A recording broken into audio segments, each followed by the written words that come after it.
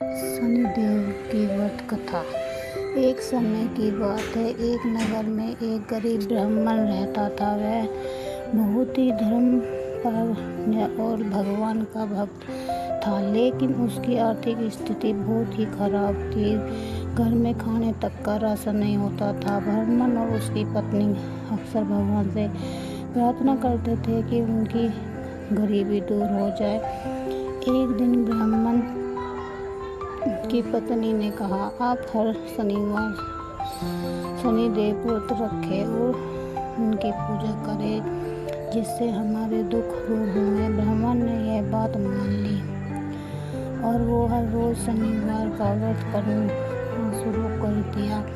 वह हर शनिवार स्नान करके पीपल के पेड़ के नीचे जाकर शनि देव की पूजा करता था। तेल का दीपक जलाता था और काले तिल अर्पित करता था। धीरे धीरे उसकी श्रद्धा और भक्ति बढ़ती गई। कुछ ही समय बाद उसकी गरीबी भी दूर हो गई। शनिदेव महाराज की उसकी भक्ति से प्रसन्न हुए और एक साधु का रूप धारण करके उसके घर आए। उन्होंने ब्राह्मण से कहा, तुम बहुत श्रद्धा से मेरा व्रत कर रहे हो, मैं तुम्हें प्रसन्न हूँ। तुम्हारी सभी परेशानियाँ जल्दी ही समाप्त हो जाएंगी। इसके बाद धीरे धीरे ब्राह्मण के जीवन में परिवर्तन आने लगा और उसकी आर्थिक स्थिति भी सुधरने लगी। घर में बच्चे भी खुश रहने लगे और घर परिवार धन दौलत भी बढ़ने लगी। व्यापार भी बढ़ने लगा। सब कुछ अच्छा खासा ठीक ठाक चल रहा था। फिर एक दिन अचानक उसका जीवन खुशहाल हो गया। लेकिन एक दिन ब्राह्मण के मन में अहंकार आ गया कि वह सब उसकी मेहनत का फल है। उसने शनिदेव की पूजा करना छोड़ दिया। धीरे धीरे उसका सब कुछ फिर से नष्ट होने लगा। धन चला गया, घर में कलेश बढ़ता गया, दरिद्रता आने लगी, बीमार पड़ने लगे, भूख से फिर कैसे व्याकुल होने लगे। घर में खाने तक का राशन फिर के ख़त्म हो चुका था। घर में लड़ाई झगड़े कलेश, जो भी माल बना था वो उसका बिकता नहीं था। डेली रोज रोज बाजार जाता, वहाँ से वो वापस आ जाता था और वो धीरे धीरे ऐसे ही घर के परेशान रहने लगा। इसी तरह उसे समझ धीरे धीरे आने लगा कि जब ये अच्छा था, मैं शनिदेव की पूजा क्या करता था और आज मैंने अपने हाथों से ये क्या कर लिया।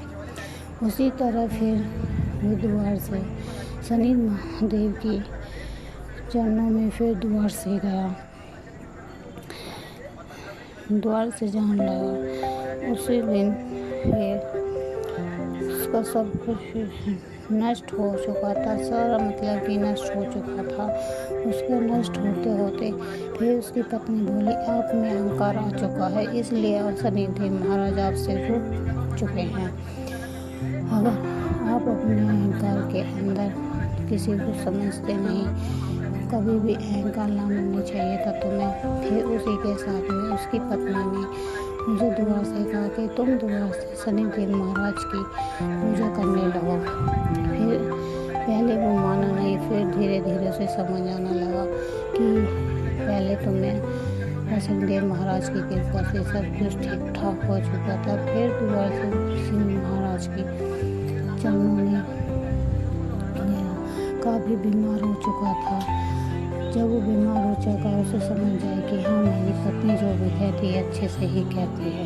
फिर उसकी पत्नी भी बीमार पड़ गई। फिर उसी के साथ में शनिदेव महाराज की कृपा फिर माफ़ी मांगने लगा।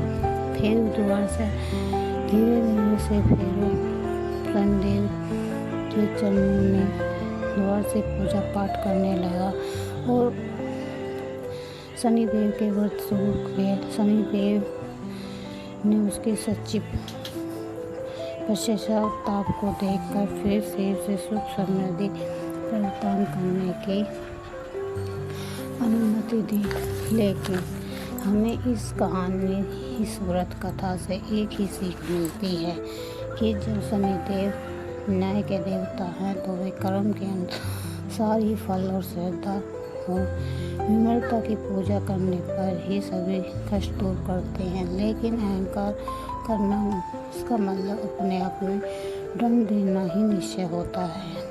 कभी भी अपने अंदर अहंकार मत लाओ, ना ही दूसरों के प्रति भेदभाव रखो। मन सच्चा होगा तो वह अच्छा भी करेंगे। मेरी वीडियो अच्छी लगे तो लाइक और सब्सक्राइब करना ना भूलें।